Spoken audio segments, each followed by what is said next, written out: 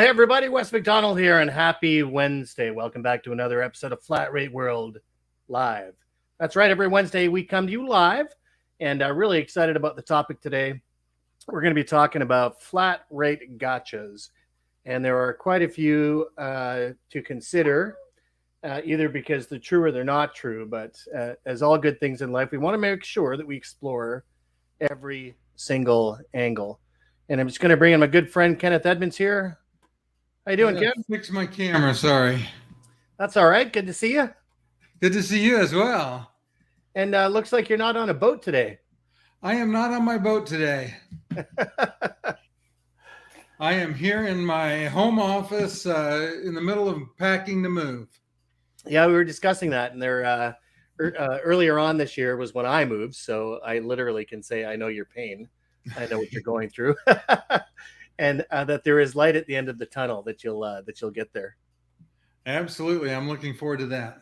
Yeah. Let me fix my name. And hey, everybody, just make sure to join the conversation. We'd love to hear your questions and comments. So you can post those depending on where you're watching, if it's on YouTube or LinkedIn or Facebook. Just look for the comment box like you regularly would. And if you're watching this post live stream, you can still do the same thing. Ken and I go through the comments frequently. And any questions, we'll make sure that we get back to you. And one of the things that we always love to ask is, where are you watching from? Which part of the world are you from? I'm from Canada, and coming to you from the shores of Lake Erie, just across from Buffalo. And Ken, where are you in the world today? Right now, I am in Asheboro, North Carolina, but pretty soon I'll be somewhere else. Why don't you tell us where that is? I am looking to move to Central Florida. I do a lot of traveling and a lot of cruising, and so it's much more convenient. And it's time for me to get something a little simpler to take care of rather than an acre and a half and a big garden and all of those things. So I'm going to simplify it up a little bit. Yeah, well, that's kind of neat because I know that the number of cruises that you do, it's not just for fun, that you actually have a program that you do for people with travel challenges, yes, and mobility challenges, and that's pretty cool. Oh, and there's a friend, Wes McCarter from sunny Arizona. You know, I love me some flat rate. Hey, Wes, good to see you. Yeah, and I wish I was in sunny Arizona. We're actually a little cloudy where I am here today, and it doesn't seem to be getting any better. Yeah, so remember, leave your comments and questions, folks, and let us know where you're watching from.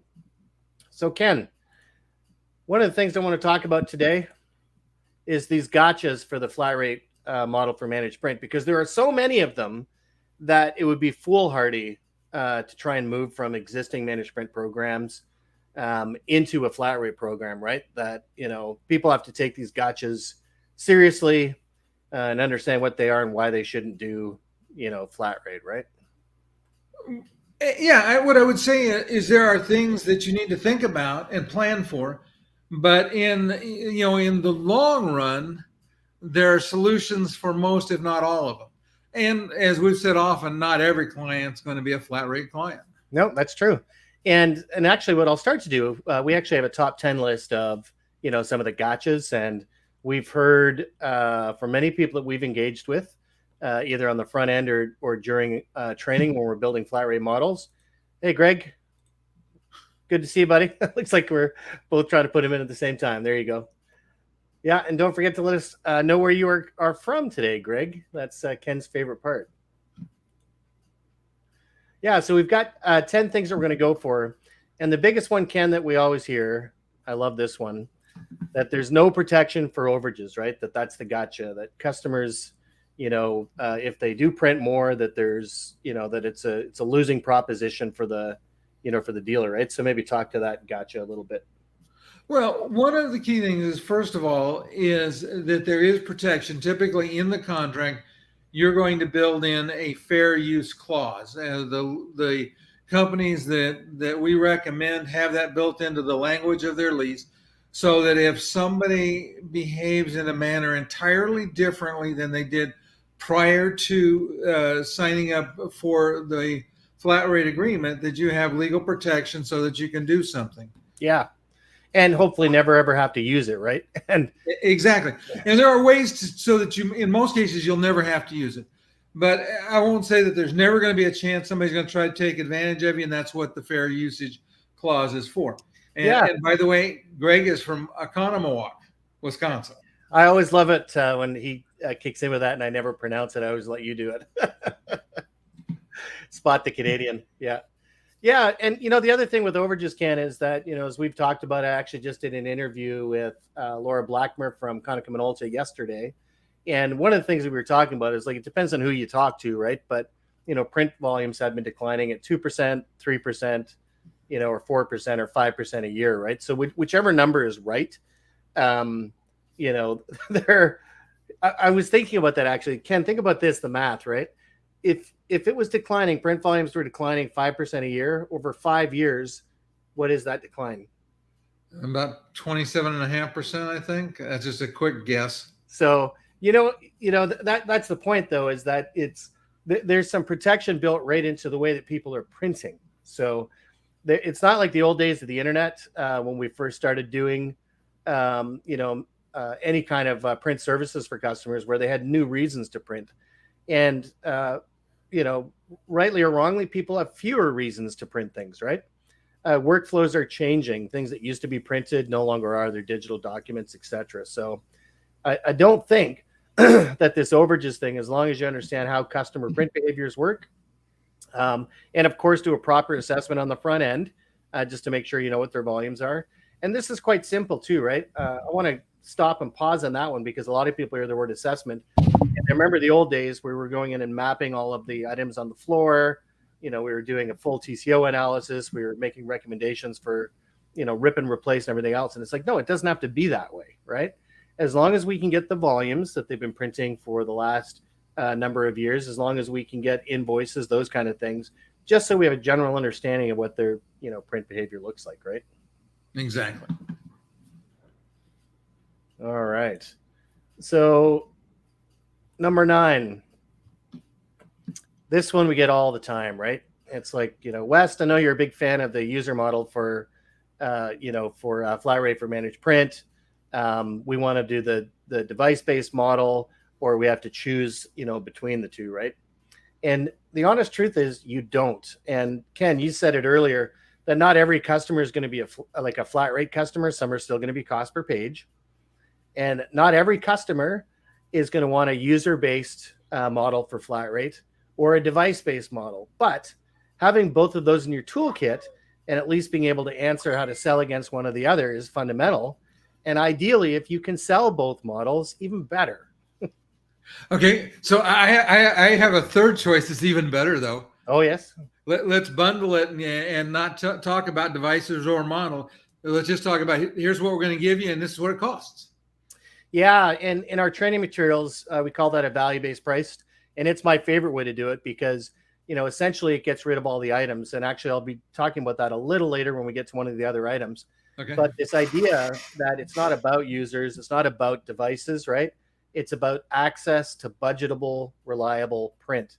Exactly. And when you go to the flatrate.world website, when we list the 3 benefits, budgetability is one of the big ones, right? To be able to give customers that ability, to budget. There could be savings through workflows, but that's not necessarily what the customer is going to be looking for, right? So, yeah, absolutely. The value-based model, that's how we build most of our contracts with our partners.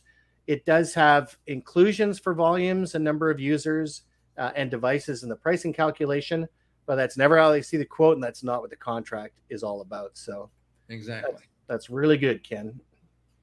All right. I'm going to move on to number 8. Contracts don't exist for inspiration. So we've got these existing contracts and comfort levels with all of our cost per page programs.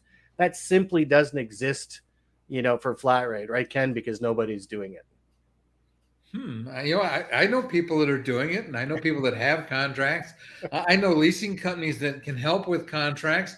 It seems like they are available. That's just from my point of view. Yeah. I could be wrong. Yeah, we've got a few of them in our kit too, and we get asked for them quite frequently, Ken. It's one of those things that people do ask for quite frequently. And we do a lot of things for free, but sharing the sample contracts is not one of them. But all you have to do to be able to get your hands on them is work with us. Let us help you with your program, right? So there are contracts out there. And if you're a dealer and you belong to the BTA or the MPSA, I think it would be quite simple to reach out to some of your dealer partners, because I guarantee you one of them is going to be doing it, and ask them for a sample contract, right? So I can remember years ago, and I'll never be, thankful enough for it, right? But working with a dealer who shared a contract for me for a compensation plan, for annuity-based compensation, right? I was looking for some inspiration. And sure enough, that dealer friend of mine shared a copy of theirs with me, right? So you can work with us. We can help you with your flat rate programs, or you can try and find some dealer partners that are doing it today through your organizations and through your associations to be able to get those things. But they're out there. It's not a black hole. It's not they're not missing. Yeah. And I personally, Ken, one of my favorite things to do is build the contracts, right?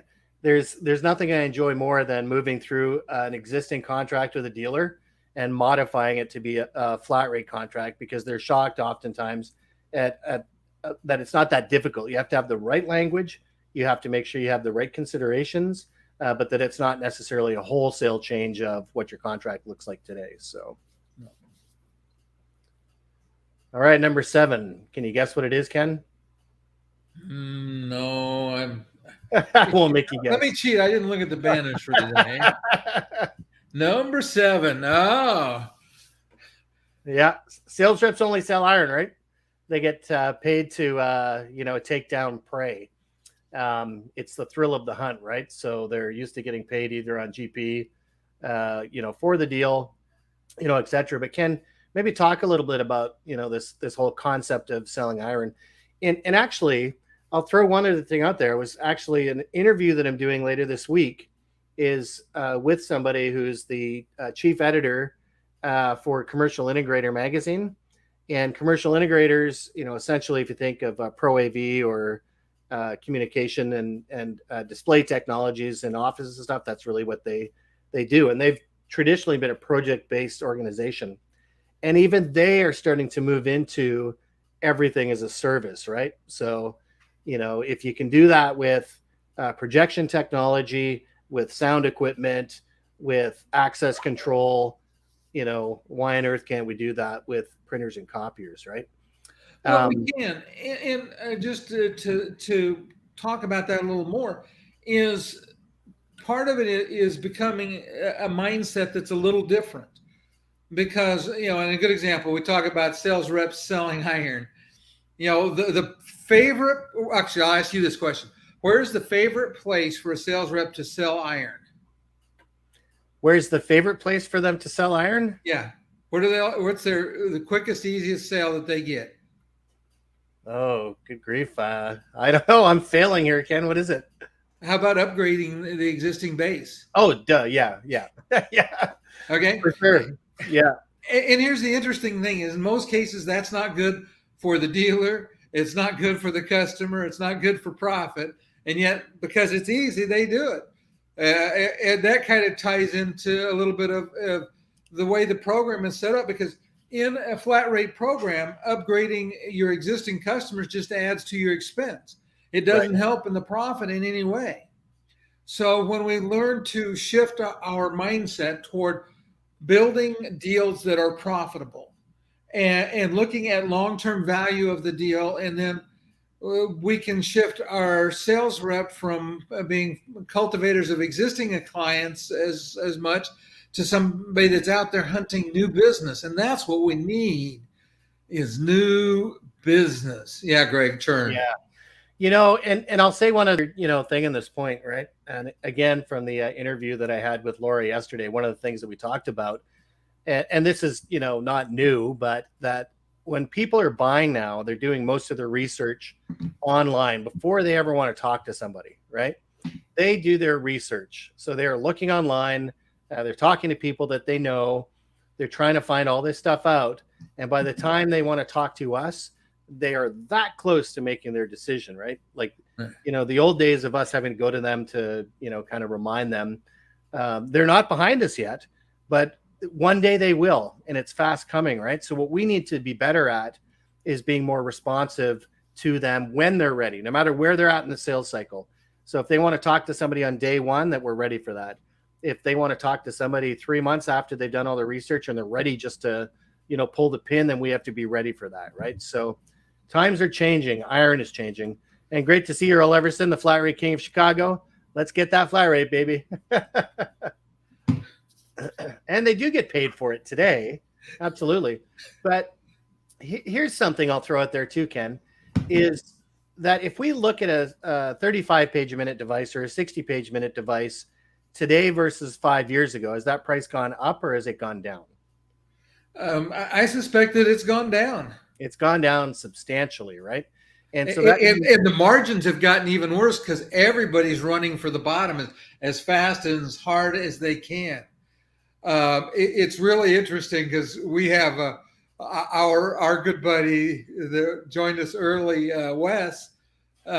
He has the data, and when you look at the data, equipment is so oversold, so underused, and people don't realize that it's like buying a Porsche and driving it on a go-kart track. It's not going to perform well. Maintenance is going to kill you. And well, I'll try to stop because that pushes my buttons because it's a service item. But the result of these things is because we're constantly churning, constantly bigger, faster. When we start right sizing, and this goes back to, this is kind of why it started me on this. You were talking about the customer is in, as close to making the decision by the time that they get a hold of us.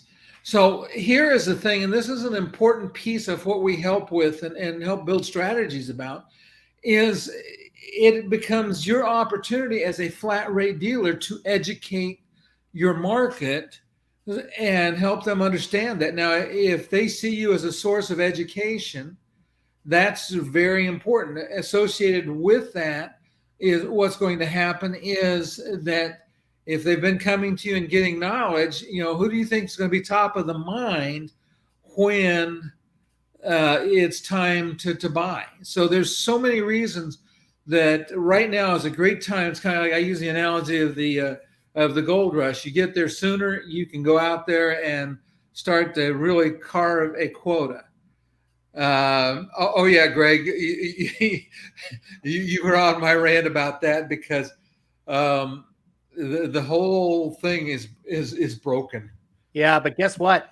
They get it now too, right? So when I'm interviewing OEMs, original equipment manufacturers, they get it, right? It's not that they're like, no, this is just the way it is. That they're shifting and moving as well, right? And Wes McCarter just chimed in, and I know this was on what you were talking about earlier with the devices being really underutilized by the time he looks at the numbers. That's a fact. Yeah. And Ron Haslam, thanks for joining us. So not quite sure about this one. Maybe for some clarity that they're doing $2 per order delivered. Oh, I see. Yeah. Yeah. So it's a flat rate. Look at this. So even for deliveries now, right, that flat rate is affecting everything. It's like, this is very simple. It's not percentage based or mileage based or anything else. It's 2%. Interesting. Well, thanks for that, Ron. I'll definitely have to have a look at that. Ooh. That's really weird. There's a puppy somewhere. Yeah, drivers get paid better too. Interesting. I'll have to look that up for sure. Great. And Ken, the reason I brought this up is because one of the things that if they just sell iron, that's how compensation models are, really built for the sales reps. And Ken and I will actually be having a session coming up. And the date right now is top secret, but that's okay.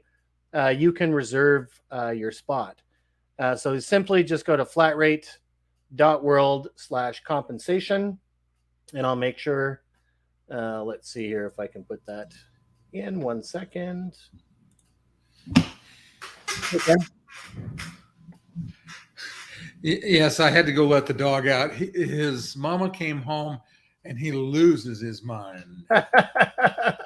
That's so funny. And my wife is actually outside with the dogs right now, right? Yeah, so here we go. To be able to get your spot for the compensation planning session that we'll be having, flatrate.world/compensation. So very simple. I'll just leave that up there for a minute so if people want to have a look at it. And we'll be moving through different compensation ideas, both for sales and for service technicians, because obviously both are, kind of impacted on the ways that they are, paid today, right? So check it out. Just visit flatrate.world/compensation. Reserve your spot. Make sure that you get on the list for that upcoming educational session. Yeah, and Ron, I'm interested. I'm going to start looking at this. It says that their SNAP delivery is now open in 30 cities nationwide. And Ron, I'll definitely reach out to you, learn how these flat rates are obviously taking over like wildfire, even in the delivery world. So that's great. And yes, Greg, that was the doggy.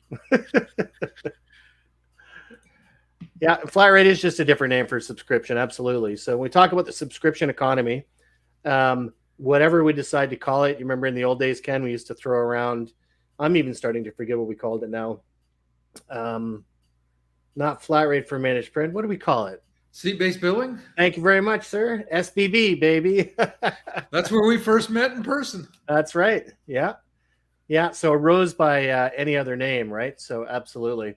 And, everything is subscription. I love hearing an example from somebody that's come into the call that's not even in the print world. And we were talking earlier, Ken, about this idea that Pro AV companies, commercial integrators are starting to do the same thing, right? That if there's a will, there is a way, to make sure that we get these things. Okay, so let's just talk about some things, and they're kind of adjacencies.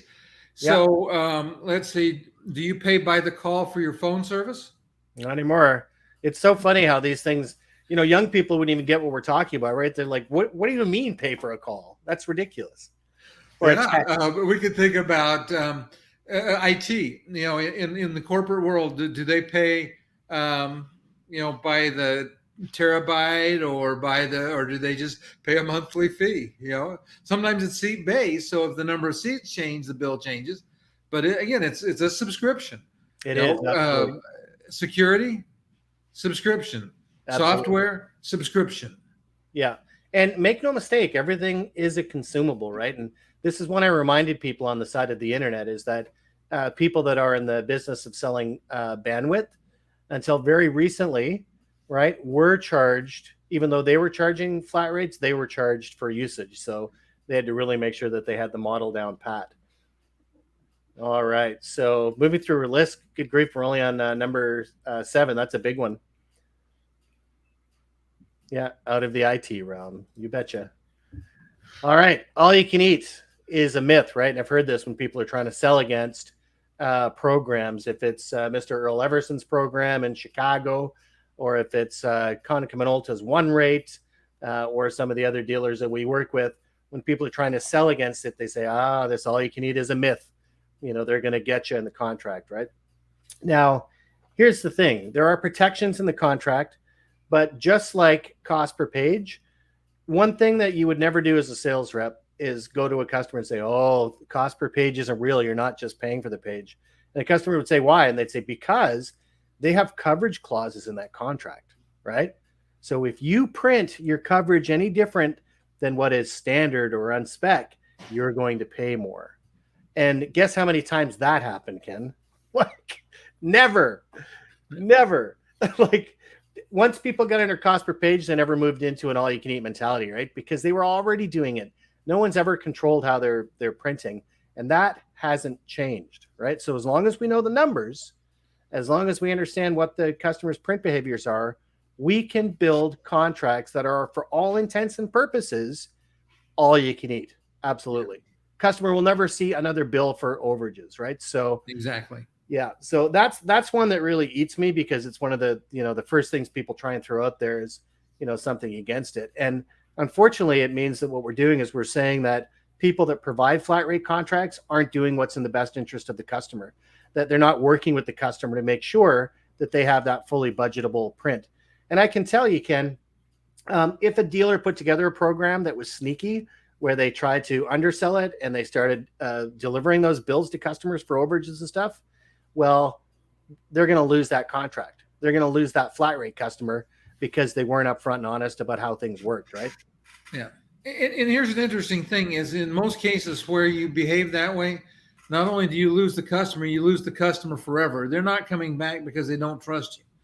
The only thing that we have in business when we're trying to really be successful is integrity.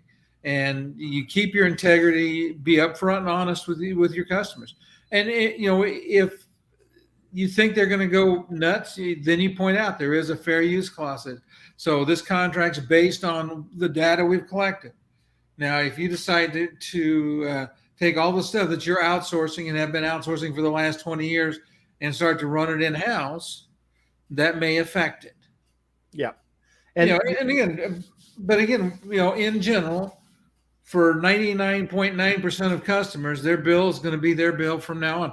If anything, what may start to happen going forward is we may take their bill down a little bit because, smart providers do. Yeah. Because what happens is their volume decreases. To be fair to the customer, you may rebate them a little bit of that. Yeah. And the thing I love about the Office Equipment channel, Ken, is that, it's always been, business first, right? Like the modeling. And so even though the customers' print volumes are declining, it doesn't mean that the dealer is going to sit back and go, oh, woe was me. No, they're going to sell some document management. They're going to sell some workflow solutions, right? They're going to start selling cyber security solutions. Many dealers have been doing physical security and cybersecurity for years, right? So that's the opportunity with a flat rate, because then you can layer that contract with these additional services. So you're right. And that is something we recommend all the time, is to make sure that in quarterly business reviews that you have a plan for your sales reps for what those upsells are going to be for those additional services to further help the customer. Yeah. Oh, and let me ask a quick question. The dealers that are doing the cybersecurity or doing the physical security, monitoring cameras, what kind of service is that normally billed as? Per page. So it's like security by page billing. No, they've been doing subscription, forever, right? So it is as Greg said earlier, it's flat rate is just another subscription model. That's how they're doing it. That's how they've been doing it, and that's how they're pushing to do it. And there's nobody out there that for recurring revenue, right? That's the beauty of the subscription model. There's nobody out there that isn't learning ways to do it, right? Here's a fun one. Number 5, impossible to bill for, right? So our systems aren't set up to bill for, a flat rate. How do I do that? And this is one we help people with. And of course, Ken, I'm a huge fan of TigerPaw. So I always say, talk to somebody like TigerPaw that has experience and expertise with flat rate and seat billing and other models, because they deal, I think, in probably 15 or 16 different channel verticals, right? If it's Pro AV, if it's security, they've even got two-way radio customers, Ken, if you can believe that, right? Completely different, specs. So the system is flexible enough. If you're not willing to do that, then in your existing system, that you've got the minimums setting that you have for like your minimum billing amounts, which, by the way, doesn't get used as much as it used to, right, Ken? Exactly. But you can, in your contract, and we've helped dealers do this, put language in saying that when you see this bill, even though it says, this is your minimum billing per month, that's your flat rate, right? Mm-hmm. So you make sure that there is not an overage amount in there, right? And you have a flat rate contract that the customer will pay a budgetable amount for. So there are many ways to do it. Okay. And so here's another nice thing is, if you work with our leasing partners, they'll send a single one line item invoice for most of them to your customer, and all the customer gets is a one line item invoice. They can set it up to auto pay it. And that's one of the cool things about this is they could then set up auto pay because it doesn't change. That's right. and think about what that saves your customer in their cost of processing an invoice. Right. And then think about that kind of process for your company, how much time and labor it saves you in the office. For sure. It's so much simpler, both for the customer and for the dealer, right? And the other thing I love about the subscription model is that you get paid up front. So the way the cost per page model works is, you get the financing set up. You don't start to see any of that money for those pages for 30, 60, 90 days, right? And on the flat rate program, it's right up front. You're getting paid for that usage before it happens. So absolutely love it. So it's not impossible to bill for. It's actually much easier to bill for than a cost per page program, right? Okay. And so just one other thing you triggered just now for me.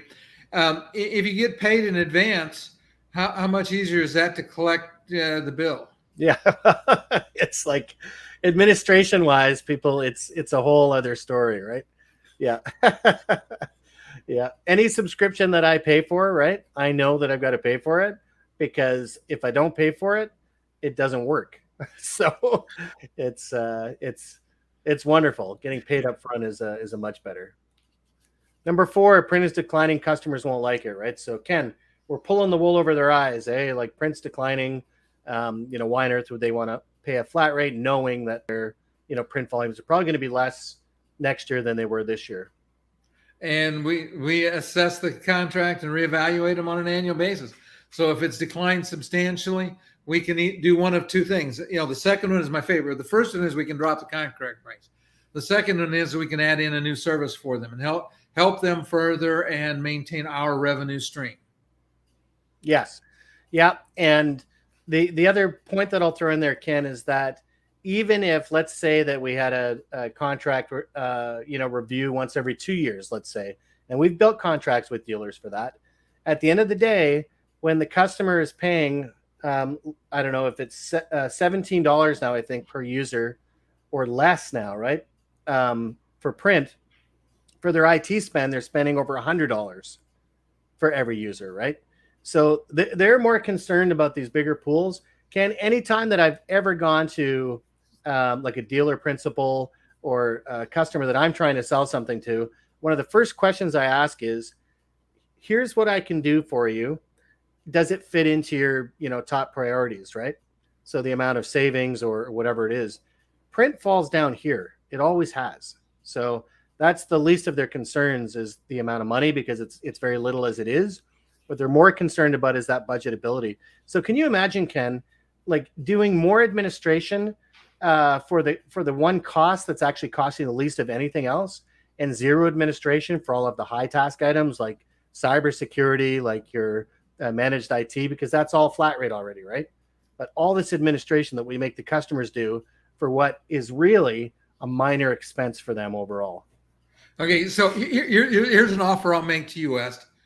So see if you want to buy in on this. I'm going to save you some money on your cell bill every month. Okay.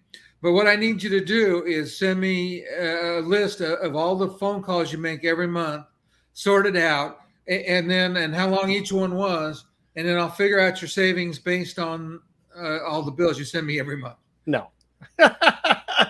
Doesn't matter how much or how little I use it, right? It's the same price. It's the same cost. Yeah. And I can tell you this, Ken, I make probably a 10th, maybe less. Maybe I make a 20th of the phone calls I ever used to make. I don't even use my phone as a phone anymore, right? Yeah, it's crazy. But I've never once gone back to the phone company and said, I don't use the phone function quite as much as I used to. I'm texting more, so you better change my bill, right? Like, it doesn't happen. So yeah, just remember that, folks. Although print is the center of our world, although we think it's very complex and, it's life or death, because for us it is.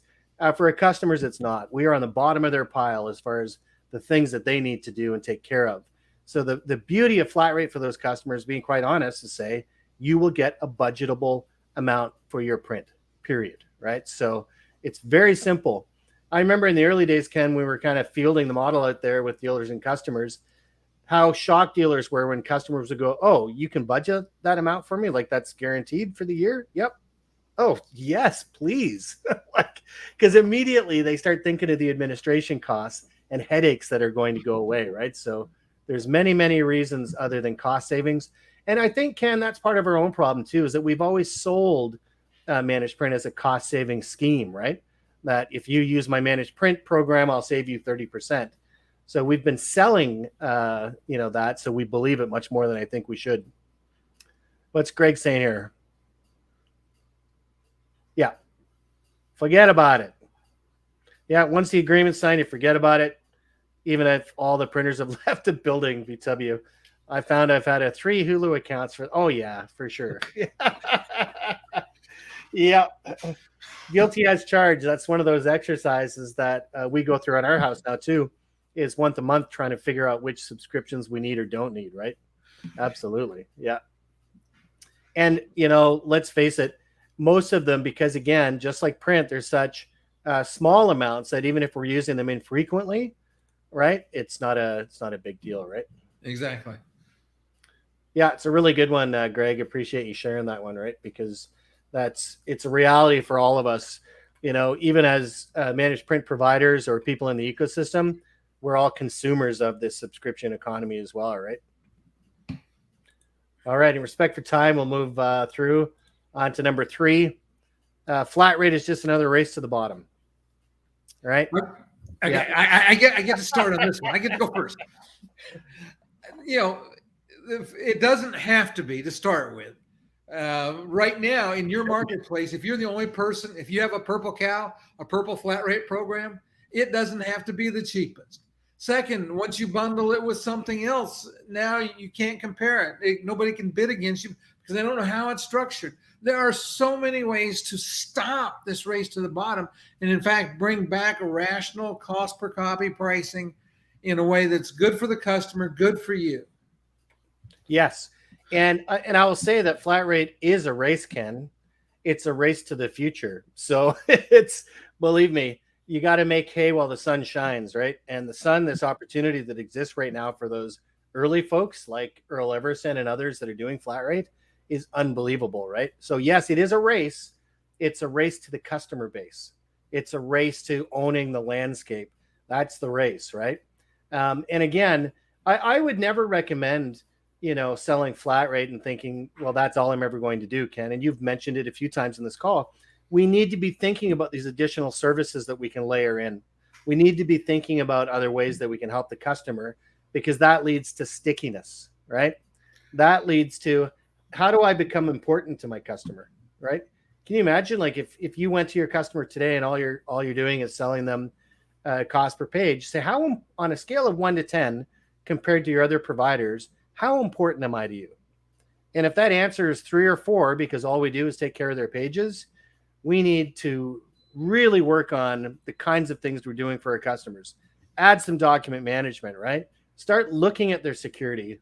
You can't do anything with information, because really that's what we provide people, is the ability to share information, right?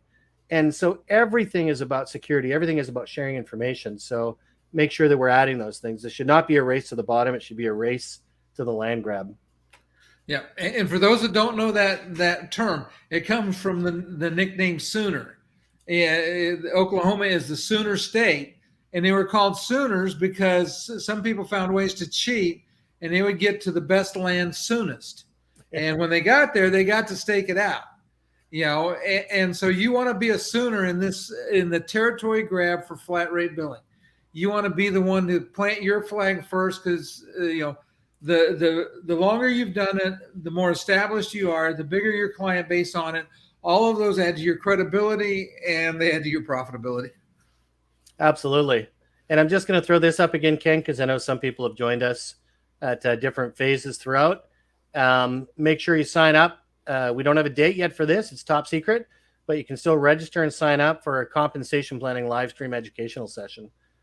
So make sure you visit flatrate.world/compensation, reserve your spot, and we look forward to that one.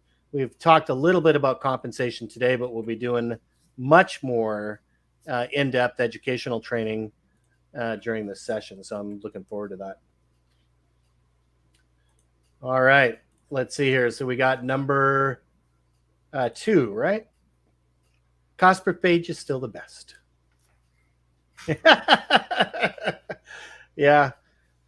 Yeah. Just like typewriters, just like, I don't know, what's another good example? Okay, so let's go back before cost per page. How did dealers buy supplies? How did customers buy or dealers sell supplies and service before cost per page came into business? Yeah, they sold them as things. So They sold them as things. Yeah. And people like me, when I started my business, because I would undercut the dealer's toner price all day long, sell OEM toner, and they needed a way to protect the aftermarket. Cost per page came into existence as a new billing model about 25 years ago or so, I think is about when it started. Yeah. And it came in for the sole reason of protecting the aftermarket. Guess what is now? Yeah. Guess what is now designed to protect your aftermarket? Right. Yeah. It's funny when you say it that way, Ken, because I'm old. I remember having this conversation with my brother-in-law one time. We were driving down this toll highway that's north of Toronto. And I know in the US you have a lot of them, but in Canada we don't. But it's great because you avoid all the traffic. You just pay a little bit of money and off you go. And the condition of some of the sections were really bad. My brother-in-law looked at me and said, "Man, like this highway should not be in this bad a shape after only 5 years." And I'm like, "Mike, that highway was built 15 years ago, right?" And he's like, "No." I'm like, "Yeah." So when you say managed print, 25 years, right? Yeah. Cost per page has been around for a long time. It is an antiquated model, period. I used to apologize for saying things like that. I no longer do. Oh, and buggy whips. That's great. Well, I really appreciate it. We're going to move into number one. Oh, and here comes, there had to be a little, self-promotional, right? So nobody to help us. Ken, no one to help. I know somebody that would help. Absolutely. This is what we love to do, man. If you talk to Ken and I at any event, if you talk to any of the dealers that we work with, the partners that we work with, we are flat rate enthusiasts, and we have built our reputations on the knowledge we have both for the sales and the service side of the flat rate model. So let us know how we can help. Reach out to us. The first conversation is free, and you will walk away knowing more than you did before you talk to us. And it's, like I said, it's free. And we share a lot of things for free, Ken. We do. And what I would say with this is the reason that we are flat rate enthusiasts, because neither one of us have a dealership. Neither one of us, we could both go do something else. Technically, I'm retired. But we both believe from the bottom of our heart that flat rate is the best option for dealers today to prepare and protect themselves for the future. Yes, and Wes can help too. They have a profound amount of knowledge and data and ways to help on the flat rate side. And I always recommend to people, if you're doing a flat rate offering, make sure you talk to Wes McCarter and group, because they will give you the data, the statistics, and the methodologies necessary to really get your cost structure under play for sure. So absolutely. So there are folks out there, right? Wes will help you. West will also help you. Ken will help you. Reach out to learn more. And hey, everyone, that is all the time that we have for today. Ken, I really appreciate you getting back. And for everyone else that joined us and for your comments, thank you very much. And I look forward to seeing everybody next week. We'll see everybody next week. Who knows where I'll be, but we'll see you. Oh, actually, Ken, I won't be here. Oh, no. I am going up north fishing. Oh, I didn't tell you your guide called and said he's sick. He can't take it. Yeah, so Ken will see you next week. Take care, everybody. Okay, and don't forget, Tanya and Great America, they can help too. They might have been one of those leasing companies I was talking about. Not sure, but they might have been one of those leasing companies. Yeah, and they actually have 3 or 4 different ways for you to present that invoice to the customer. So nice little plug for Great America as well. All right, everybody. Take care. All right.